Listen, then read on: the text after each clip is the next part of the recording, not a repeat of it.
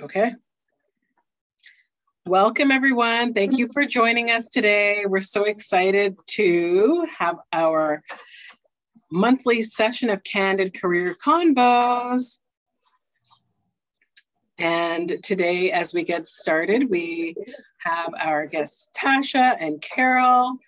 And as we begin, we want to take a moment to acknowledge the land that we are seated in. So Shalima and I are joining from the traditional and the unceded territory of the Coast Salish people, specifically the Kwantlen, the Katsi, the Samyamu, and the Tsawwassen First Nations, who continue to care for and sustain this land.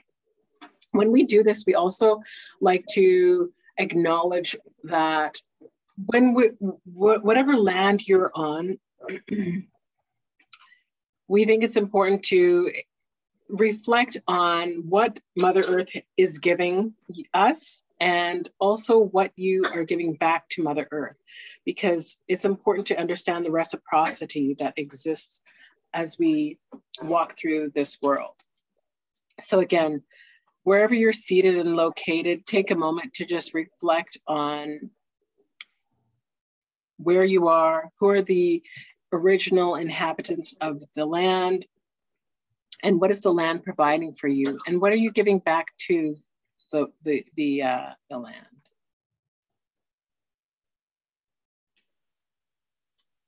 Okay. And in this next section, we want to just share a little background of Candid Career Convos and how it began. So Shalima and I, our parents are originally from Trinidad and Tobago, and that's kind of what led us to this name Kaiso Careers, which really just spawns from the pulling together the cultures from West African and the Spanish and the Indian and the Indigenous and all different parts of the world that kind of came together to create this music called Kaiso. And this music was used, specifically we're thinking about within Trinidad, to help enslaved people navigate and share stories and really just create their culture and again, just navigate through the landscapes of Trinidad. And so that's kind of, again, the history around the name Kaiso. And we wanted to create this space to really amplify the voices of Black, Indigenous, and people of color, because we know that there's a need for us to really highlight the work that we're doing, the great work that we're doing. And oftentimes we get erased and ignored. And so that's why we created this space, to really shine a light on the great work that folks are doing in our communities. And go ahead, Shalima.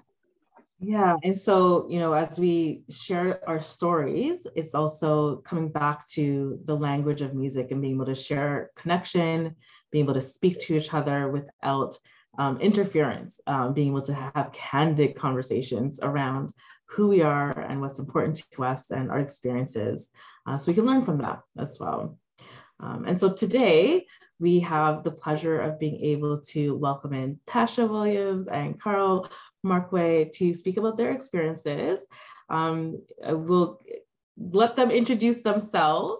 I think we should introduce ourselves too, shall we? So just a little bit about us. So yes, we've created this platform together. We also work together with Kaiso Careers to support workshops for entrepreneurs and people who are looking to really build their leadership in that space as well. And outside of that, for myself, I am a partner with Equity, Diversity, and Inclusion Consultancy. And I get to kind of dabble and delve and fully envelop myself in this work every single day, whether it's training, teaching, coaching, creating programs, or consulting with organizations, really helping them create spaces that are more inclusive for people like us. Shelley.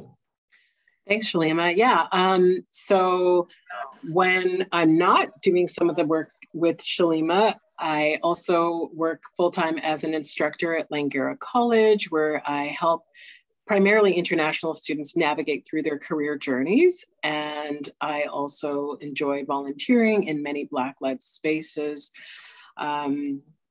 Those are kind of some of the main things. And outside of that, also enjoy raising my daughter. So yeah, that's me.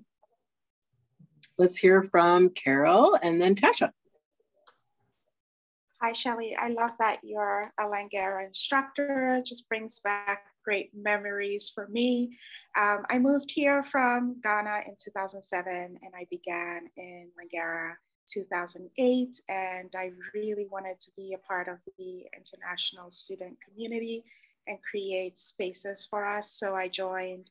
I was volunteering with the International Education Volunteer Program, run by Kathy at the time and Teresa, who I know was recently there.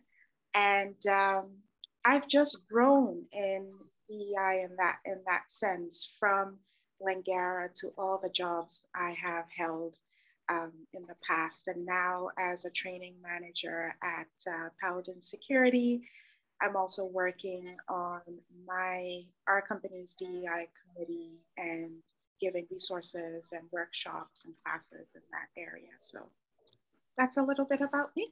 Thank you, and excited to be here. Wonderful. Tasha? Hi, hello everyone. Tasha Williams.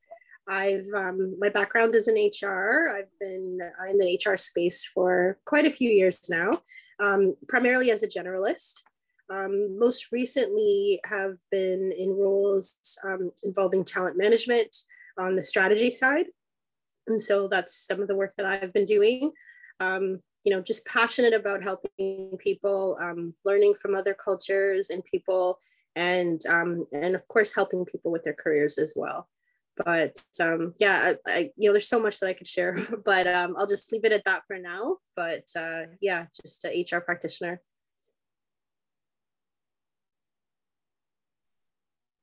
Great. Well, thank you both. We wanted to have a perspective on HR. We've had so many different types of people and different backgrounds, people who are working for themselves, people who are working within industry at different companies. And since this is a conversation or space to talk about career, I think it makes sense to have people that are coming from this HR background and training and development of people. And thinking about what that experience is like, being in that space where you're dealing with people in organizations as women of color, as Black women, and what you're kind of seeing in that space, either for yourselves and for others as well. So I think what would be really great is perhaps starting with what has your own experience been like getting into the space of HR as a Black woman. What has that experience been like? Carol, would you like to? Okay, I'll start. I'll start simply by saying, I think HR found me, I would say. My undergrad was at Ryerson in international economics, and that's where I met Shelley. But in about third year or so, I recognized that, I didn't feel like economics was going to be my end goal. And I had a campus job at the time as a student ambassador. And I also had another role as a liaison officer. And so I had an opportunity to talk to a lot of folks about careers and about my future. And in some discussions, recognized that, I really wanted to be in a position to help people. And I wasn't too sure about social work at the time, even though that's what my head was thinking. But I also thought about, hey, I spent, the time that I did my undergrad, I wanted to invest it in something maybe along the lines of business, and came through to talking about, hey, a postgrad in HR. And then that led me to postgrad in HR with a co-op opportunity that led me into human resources. And I'm so glad I did the co-op. through that program, I met a lot of really interesting people, networked with a lot of folks, met a lot of alumni as well. And that led to some really great job opportunities, first with an internship, and then future job opportunities came shortly thereafter. But I would say, like, right away out of the gate, in terms of like starting with the internship, it was a very different space. Like, I entered directly into the corporate environment, and in the space where I was in certain times the token Black person, and oftentimes Black woman, just a Black woman. So, and then it's not until maybe, getting into the role and meeting and having different opportunities that I would recognize and see other people that looked like me, but were in other spaces of HR. But needless to say, that carried through. So I've had a number of roles since then. And even to this day, I think, even though I've been in the HR space for a number of years, I still feel at times like I'm the only one in the room. But now we are starting to see more of us and more people like us. And so, which is great. And it's great, at the organization that I'm at, because, we do, serve to be a community for each other. And we do try to look out for one another and get to know each other, whether or not we, know each other directly through our direct jobs or roles. But at times it can be challenging, I would have to say, being the token or the only individual. And yeah, I'll just, pause there. But yeah, it's been an interesting space navigating that journey. And I would say a lot of learning and growing, particularly in more recent years, I would say, than anything else. Like, I feel like in most recent years, learning and understanding about myself and how I am perceived, or how Black women or people of color are perceived. I've been looking at it from a different lens, even though I've been in the HR space for so many years, but just more and more recent years, I think since the George Floyd, the time of reckoning, I would say, things have changed and opened my eyes a little differently as well. I just want to pick up on what you said there in terms of like token and only, because those are very different experiences, right? So there's a whole bunch in what you said that we're gonna, I'm sure, delve into. But I just wanted to point that out because those are very specific things that happen. So leave it there. Carol, love to hear your experience in this space being a Black woman as well. I was going to highlight what Tasha said there too, the same thing you did, because I find that it's now become a balance of when I want to be a token and when I want to be the only, or when I'm okay to be the only. And what has changed in my experience is that now I get to choose.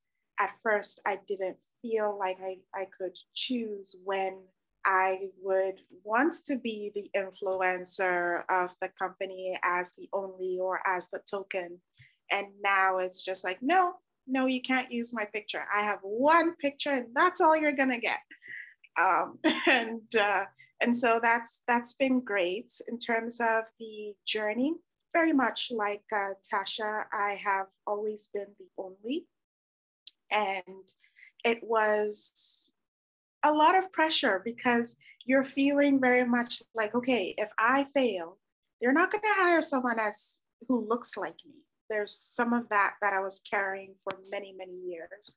And it wasn't until June 2020 with the George Floyd situation that I really decided, you know what?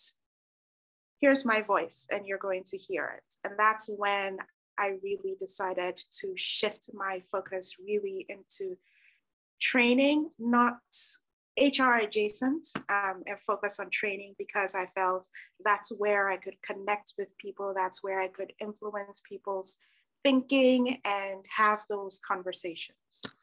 And so I started using my voice and working with different people. And at the time I was working at WestJet, and I was writing to my president, like, you're gonna hear this today, and your response to the George Floyd situation. And I was just having at it.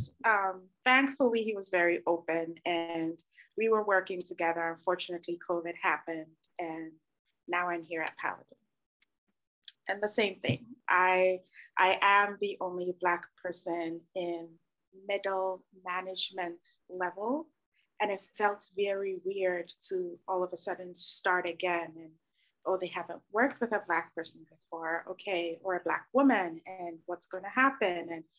And then after the jitters went away, it was more so, hey, these are the things I'm experiencing, and you have to talk about microaggressions, and people don't understand those things. And you realize that sometimes people are still at the basic level when it comes to DEI. So joining the committee and putting in that work to educate people and to be open and to get to choose when you want to share your experience or when you want to just keep it to yourself and move on. So it's a little bit about HR and my experience. I do find that more people are joining. A lot of BIPOC, other people of color are also joining HR. My department only has maybe two white people in HR, and we are about a group of 20, and it's fantastic. But I'm also finding that when they leave HR to go to other departmental meetings, their voices change, their tone changes, and really just working to make sure that everyone can bring themselves to work is what brings me joy.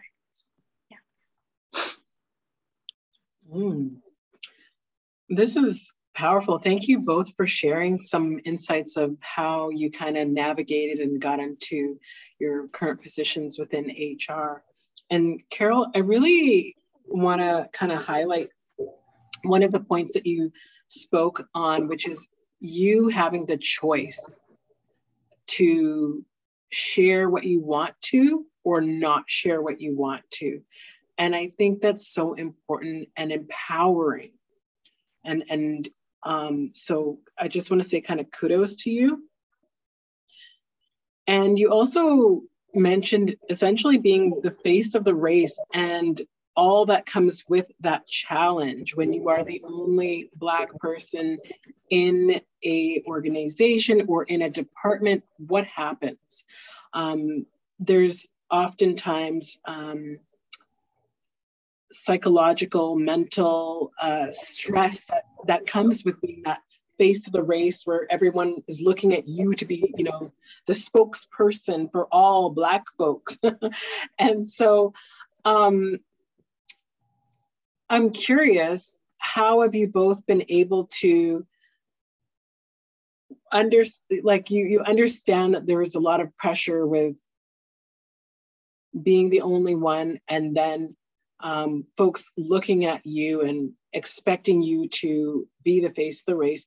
So how do you navigate through that while taking into account your own wellness and well-being and understanding the importance of your self-care when people are constantly like, whoa, what do you think? What do you think? And just the exhaustion that comes with it. How do you navigate through that? That's one of the questions I have.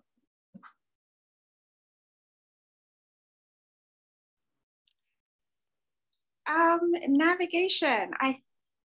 It's quite funny. I had a work soiree right after the Oscars, and all that happened. And it was the first time I was actually meeting my team, because we've been remote. So now I was meeting everybody, and people sort of gravitated towards me. Oh my gosh, that slap. And I'm not here to talk about the slap. I have no opinions. It is what it is. I'm not gonna indulge. And so people are too rich for me to care that much. Exactly. Thank you, Shalima. Exactly. So what I did in that moment, for example, was to change the topic or say, wow, yeah, that was crazy. Anyway, so what is it like working on your team? And, you know, shifting it that way. I have found that when a question is brought up in a broader audience, I tend not to answer, because this is not going to be an educational session. This is not going to be show and tell. I more so love to build a relationship with the person who asked the question. And then on a one-on-one, I would give my opinion, or it would come up in some other way. So making my answers private, I find is more helpful. And then, or in a small group, as opposed to loud and in front of everyone else, and really building relationships, because I find that has more impact than giving sound bites for people to misinterpret. When you're having that intimate session, that person can clarify. You have a chance to clarify your statements. You have a chance to just be authentic without being misunderstood. So those are some of the powerful. I love it. Tasha? Yeah, I would say, you know, like over the years of my career, I would say, you know, while I'm still the only or in certain spaces, there are a lot more of us now. And just finding like a sense of community with one another is really has been key and really been helpful for me, just to know that there are others in a similar position. So what I mean by that, are examples of how I've utilized this is, you know, like just reaching out to others, like even by WhatsApp or an instant message internally, just to share thoughts or get ideas or feedback.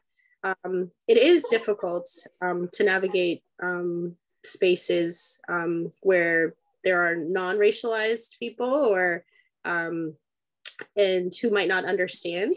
But what has been helpful, I think, to think about, and I'm still working on this, is to recognize, you know, I'm not the representative of everyone in the Black race. So just like, you know, bringing myself back to that, I think, you know, like in our parents' generation, and I think even still to this day, everything that someone of like a Black person did is representative of, was representative, at least to them, of, you know, hey, this makes us all look bad, right? And so while that still happens today, it's also like reminding myself that, you know what, I have control of my thoughts and the way I'm going to perceive whatever is carried, and whether or not someone else thinks something differently, you know, just allowing them to think that way, and just recognize that I have the ability to control my thoughts in saying that, hey, I'm not responsible for someone else, and so forth. But it's not to say that I still don't think about you know, what is happening with other people of color. In fact, like, you know, if there are opportunities to help, I always do try to reach out and let others know that, you know, there's someone else. I might just send, like the other day, I just sent like a new hire, just a hello. They didn't even know me, but I knew that they were a person of color. I knew they were Black, given their profile photo. But I just said, hey, you know, just shouting you out, welcoming you to BMO, welcoming you to the team, the organization. And I think that was nice in itself. One of the things that's kind of striking me as both of you are talking, and just thinking about like the experience of either being an only or one of very few in organizations, is it can be very different across Canada. So Tasha, you're in Toronto. Carol, you're currently in Vancouver. I know that you've worked elsewhere in Canada as well. And I've only worked ever in the Lower Mainland of Vancouver, Greater Vancouver area. And most of my experiences have been being the only or one of very, very few. Certainly not enough to make an ERG, but like enough to maybe have a lunch with maybe two other people. at one point. And so like, I'm curious about like your thinking around how people connect within workspaces, because it's not always that everyone is open to it. Like sometimes people aren't actually open to it, or they, you know, there could be like that outside pressure of, oh, you have to be that representative. And, you know, what if it shows up that I'm too close to people that look like me, and this might be a threat to people? Like that kind of thinking has happened in different organizations. I'm curious like what your experiences around that has been, and being able to still build community even when there is that sometimes outside pressure to not build community. Yeah, so I'll just jump in quickly, Carol, if you don't mind. Speaking about ERGs, I think it's a good, really great call out. So the organization I'm with for years had one of the very first ERGs that we've had was actually the Black Professionals Network, but it was based in the US. So for many, many years, there was no equivalent in Canada, even though there was an ask. And there was more than enough of us to put something together in different business groups. So not just HR, but different lines of business groups. You know, there are different areas where you do see more people of color or Black people. And yeah, I would say it's just interesting as timing or luck should have it that the Canadian version of that group that started, I think 35 or so years ago, started about 4 years ago. So just a couple of years prior to George Floyd, or the time of reckoning, whatever that period you want to refer to it as, but George Floyd. And I think like it took a bit, like everyone was just so ready for it. And it did create this space where people were just curious to know how this was going to go, because, you know, we did leverage and lean on the US a lot for, you know, the way they built community and formed community. And so we were hoping to do something similar, but in our own way. And I think over the years, more and more, it is a place that a lot of employees utilize. And I think it could still be utilized in other ways as well. But it is, you know, one of the areas of community that I do speak about. So, you know, right now they do have some offerings of like different sessions targeting or specifically for people that are Black or people of color. And more and more like now, you know, prior to COVID, I would say we had about maybe 30 some odd ERGs. And that number has grown significantly since. So, and then also to the mandate of the ERGs as well. There's been a more of a focus, and, you know, organizations, we all know that organizations perform better, that are diverse, perform better, or have more of an impact in our communities and in supporting clients as well, our customers. So I think it just goes hand in hand, not only with supporting employees, but our communities as well, internally and external as well.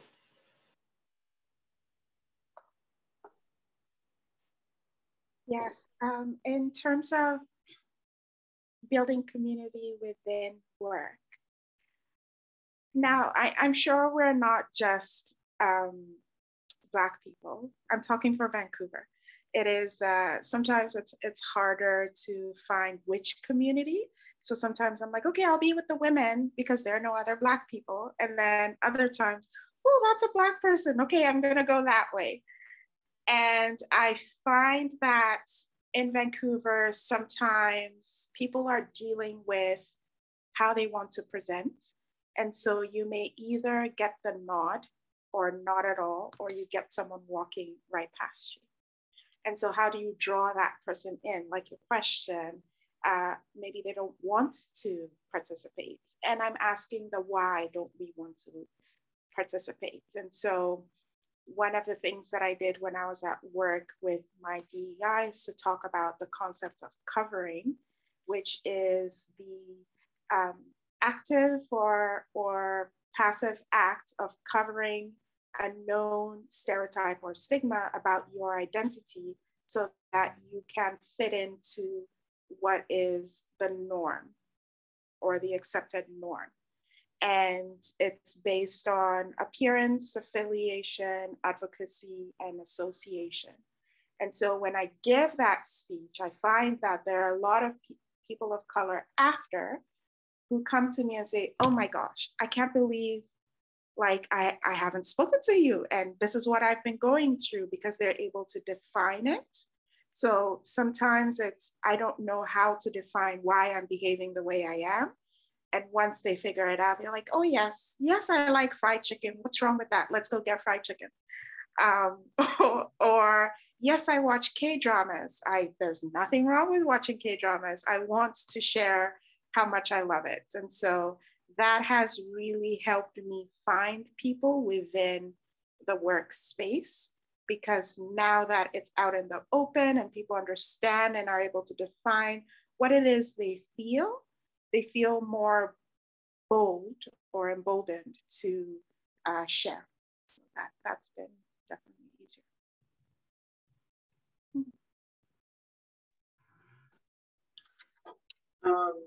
I'm glad that you shared that, Carol.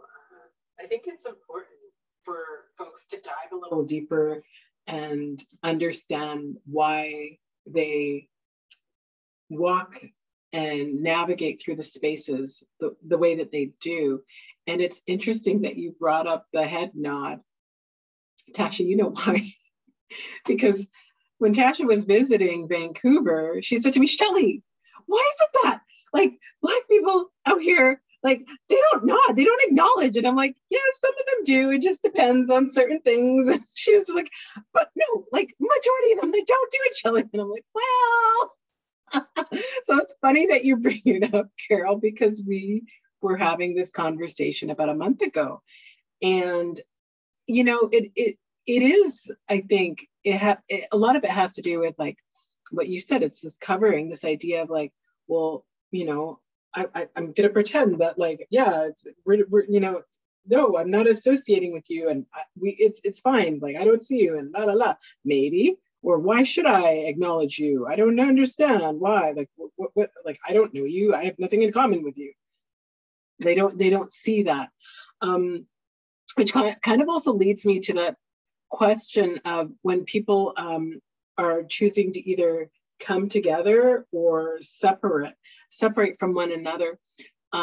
Sometimes I wonder if people feel kind of threatened. Like, for example, if there's two Black individuals in an organization and one of them is really outspoken, like myself, versus someone who might be just like head down, do your work, don't like ruffle feathers.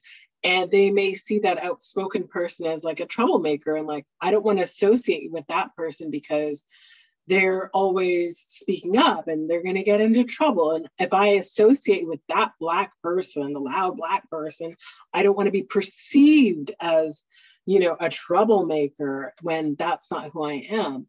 Whereas that outspoken individual is really, you know, like, again, I'm using myself as an example. I'm speaking up for our rights. And if we, you know, as we know, silence is compliance, right? So if we just go along to get along, we continue to have things just dumped on us.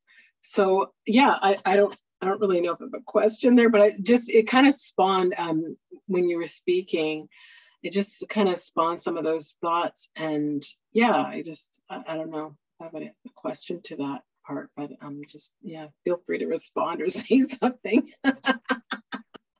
Well, I think this has kind of come up in other conversations as well, as kind of like that threat response, right? Like it's a fight or flight. And, you know, if we know that there are biases out there about who we are, you know, it's very easy to understand why someone may want to counter that bias and think that by countering that bias, that they are countering that bias by covering, as Carol, you said.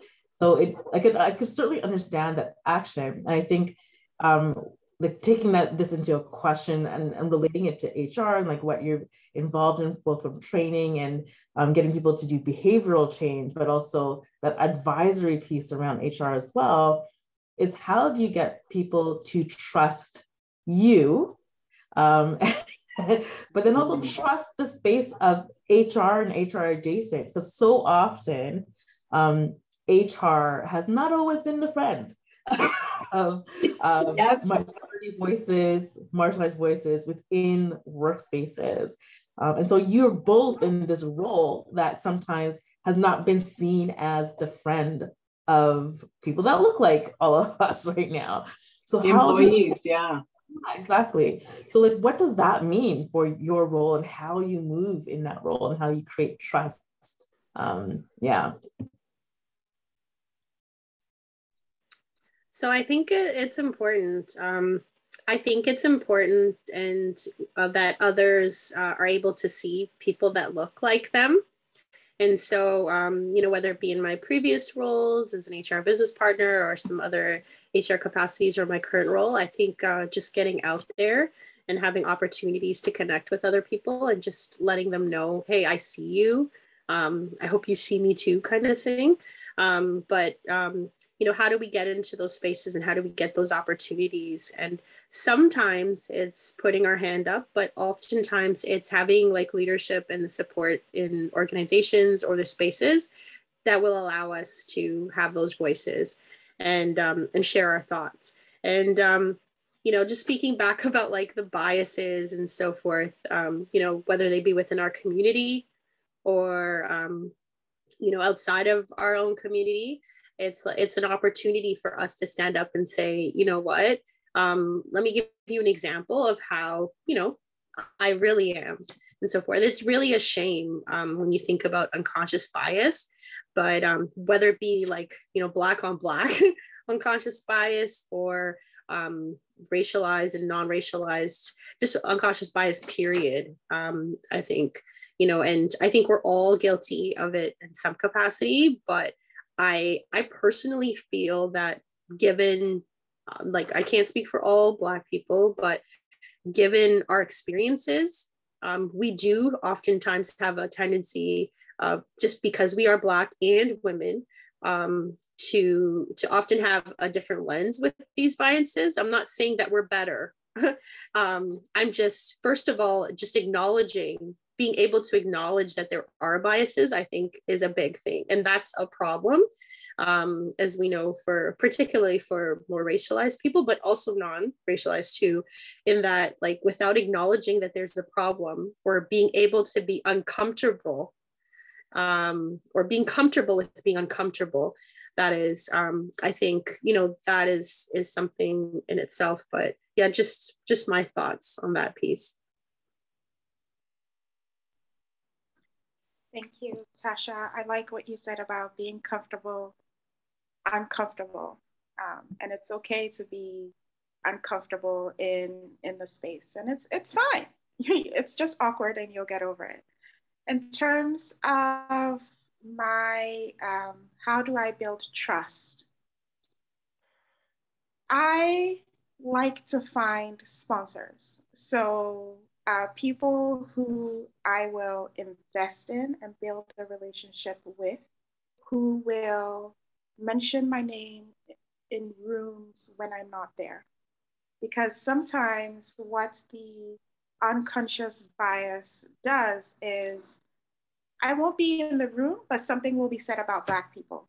And because I'm the only one, I need someone to step up and speak up for me, and for others. And so finding influential people who also want to invest as much as I invest in their projects and in their being, and having a relationship with them so that they too can be an active ally for myself and myself for them, because allyship just keeps going round and round. At some point, you'll make a mistake yourself. Another thing I do is that I've really been trying to do in the last couple of years is be true to myself out loud, as opposed to keeping things private. So if I'm not feeling what you said, I'll say it out loud, and there is naturally a way to say it, to consider your audience and how they accept and understand information or accept and understand correction. So instead of canceling someone in public, really focusing on the issue and not the person, makes people feel like, okay, there is redemption, or there's a way forward. Post this, I made a mistake and that's okay. Here's what we're going to do differently. And then they don't feel singled out. And all of a sudden you create that space where people are comfortable making mistakes and learning from it, right? And don't feel like you're saying racist instead of this act was, and here's how it affected. So that's another way I have been able to build trust within my team and across the company and where whoever I'm interacting with. Yeah. Oh, that's a few. Oh my gosh. Again, like, I'm so excited that we're having this conversation, because these are really powerful nuggets. And I mean, I just think of, for new grads, folks who are just getting into the workplace, it's huge. It's a game changer. And for those who've been in the workplace for a while and who haven't thought of some of these ways of being and moving and just being in their workspace, again, this can really make a huge impact in their careers and in their career journeys. So thank you so much for sharing that, which kind of takes me to my next line of questioning, which is really about like succession planning and mentorship. So being in HR and working with employees and seeing their career journeys, are you involved in any of that, either formally or informally? Do you have a hand, do you play a role in supporting employees in that, or in working with leadership to help them understand the importance of succession planning with respect to Black, Indigenous people of color? I have held roles, not my current role, but roles in the past where I was a trusted advisor to senior leadership, engaged in calibrating talent and, considering succession. But oftentimes the roles that we did focus on for succession planning were our more senior roles. It's not to say that we didn't focus on other roles as well or look at succession from that perspective, but I would say a lot more emphasis would be on our more senior leader level roles. And yes, there is emphasis and encouragement. I would say that I would encourage leaders to think about diverse talent and including or considering diverse talent within not only their group, but other groups as well. I think we've come a long way, and there's still some learning and ways to grow, but a lot of it, we talk a lot about it, but it's in the doing. And I think a lot of it, like for some larger organizations, I would say has a lot to do with the tools that we utilize as well. Because, if you're using an Excel spreadsheet for how many thousands of employees, it's not that easy to see, or you're not using the right tools.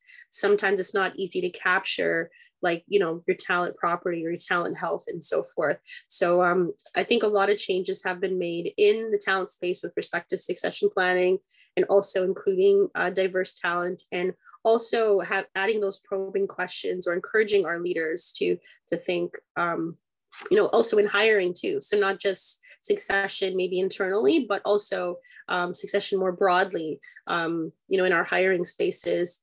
There are significant efforts that have been underway by a lot of organizations, and I could say for the one that I'm working with right now, to have our leaders think top of mind and focus top of mind on considering, it is one of the first questions, have you considered diverse talent? And it's just not just checking that box, but also giving examples of how. And so, like I said, ways to go, we'll learn ways to grow, but there are a number of efforts there. And I think we are starting to see changes, at least from what we've been tracking so far. But as we know, what gets measured, what doesn't get monitored doesn't, get accomplished. So those measurements, I think, are key. And I think it's helpful too. And I think in a lot of spaces, you know, we might defer to say, hey, this doesn't happen in Canada, or this doesn't happen here.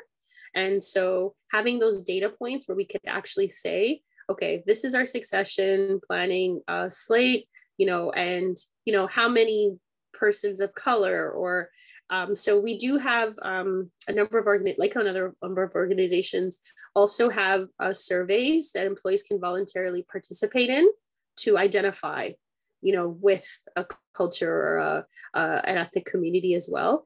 And so it goes beyond ethnic communities, but identifying in terms of gender if they so choose. And so those are other key pieces too that applicants internally and externally can contribute to helping us with the data and understanding, hey, are we making a difference? Are the efforts that we're applying making a difference as well? But to your point, yes, succession planning and a focus of diversity is key, and it is something that's top of mind, and a lot of efforts, I would say, in more recent years than ever before have been placed. Thank you, Tasha. One of the things I've identified within my company where I work is our frontline is very diverse. But as you go up, you know, it starts getting very vanilla ice cream like. And so what are we going to do to change that? And I worked with a few people, and we've come up with a mentorship program that has specific KPIs attached to performance management reviews for leaders. At the end of this year, you should have mentored X number of people. And then we've attached that to HR so that when an internal posting is made, this manager is sponsoring this person to at least get an interview. Because we find that as you go up, you may not have that, well, the excuse is you don't have as many diverse applicants, but at the same time, okay, if the pool is our problem, let's start creating a pool so that we can have those applicants and we're building on their skill sets so that they're appropriate for the jobs. The other thing I like to do with succession planning is specifically for the HR team. As I mentioned, we are we're part of the global majority. And so investing in their growth. Every month, I tell everyone, what are your successes? Because at the end of the year, when you have to do performance management, sometimes you forget the things you've done because you were in the heat of it. So every month, every week, write down what you accomplished so that you can add it and you can see your growth. What are you interested in? How do you want to grow? Let's get you shadow days. Let's get you talking to people in that sector or in that industry. Let me introduce you to this person. Come over for this networking event. So really investing the time to not just talk about their duties, but also their careers and what they want to do, and doing your best as a leader to open those doors to them via introducing them to people or having conversations with people or alerting them of positions. I know we want to keep our people and don't want to have to hire again, but showing that investment, saying, I know you want to do reporting. There's nothing right now, but there's a really great job I've seen. If there are aspects of it you're interested in, let's see what we can pull into here, add it to your resume, and then you start growing in that field so that you can formally, when a position comes, say, hey, I've done X, Y, and Z. I can do it. My manager thinks I can do it. Here's my application. So yeah.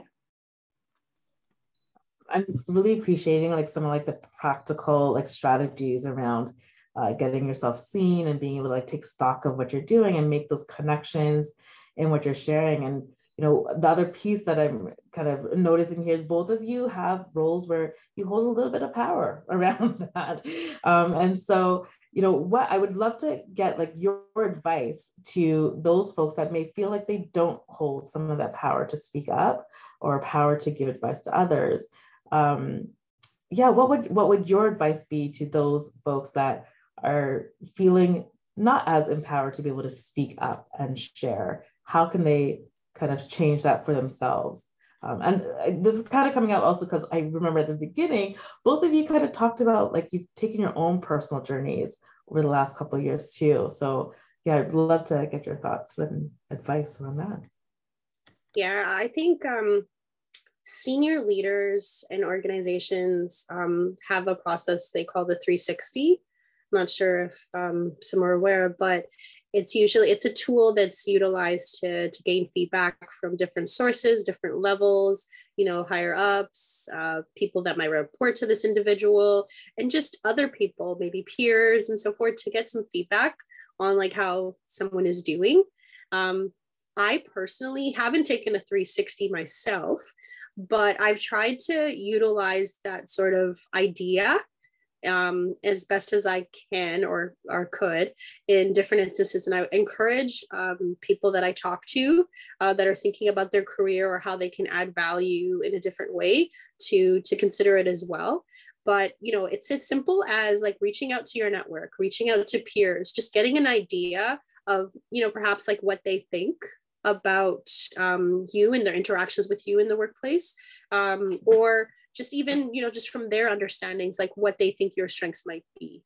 Also, you should be sitting with yourself to understand what you think your strengths are, where your weaknesses are, and to see, so when you have these other conversations with, whether it be your peers or those in your network or those that you're reaching out to inquire for some feedback, maybe it's your manager and so forth, like see how it aligns and how it matches.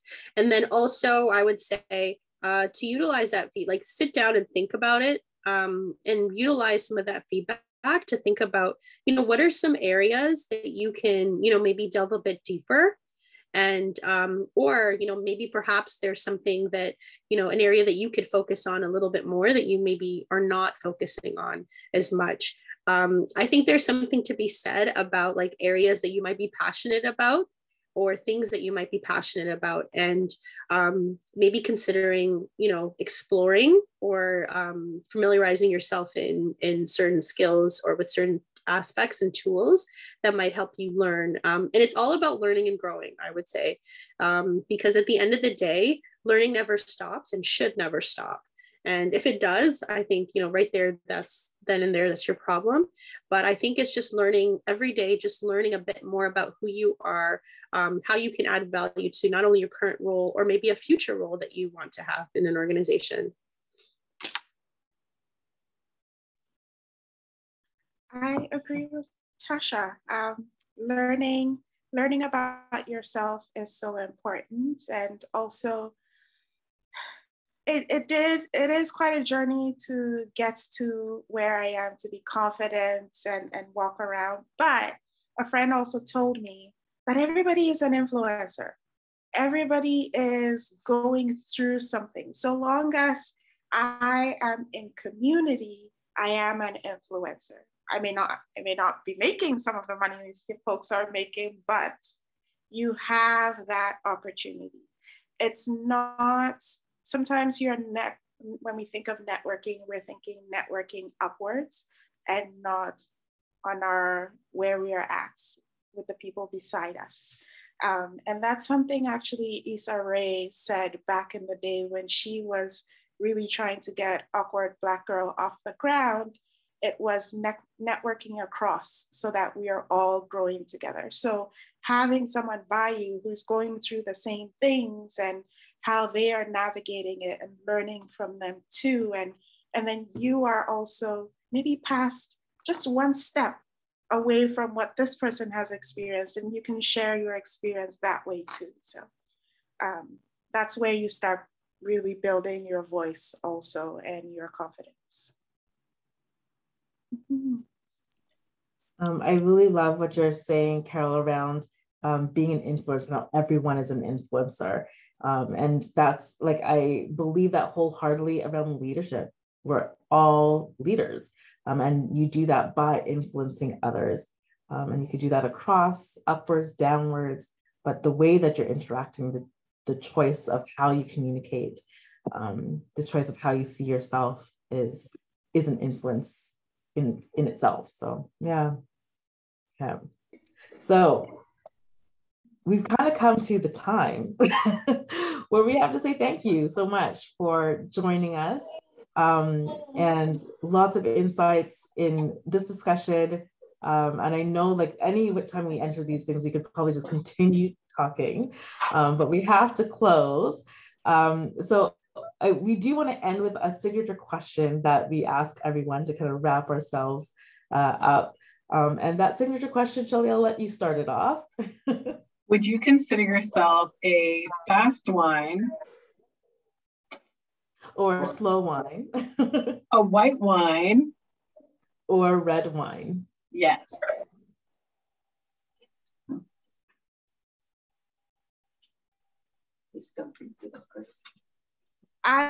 Wow, that's did you say a fast wine or a slow wine? Are we talking Latin? Because that's what's in my head. Yes.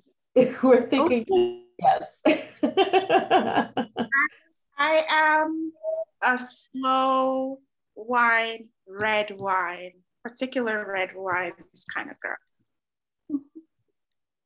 And I think I'm a slow wine, white wine kind of girl. So, and we're talking about dance and alcohol, are we? Yes. Okay. You know we are, of course. Just clarifying, right? After the fact. Thank you both so much. This was such a rich conversation. I'm so excited for our listeners to be able to hear it and see it. And again, so many beautiful nuggets for everyone, for folks in HR, for folks that are employees navigating through spaces. Thank you so much, Carol and Tasha. You have been amazing. And thank you, Chennai, for listening in, and we appreciate you. Thank you. Chennai, I'll connect with you and Tasha and Shelly. Thank you so much for your time. That's good. Forward to being in touch with you all. Take care, everyone. Have a good one.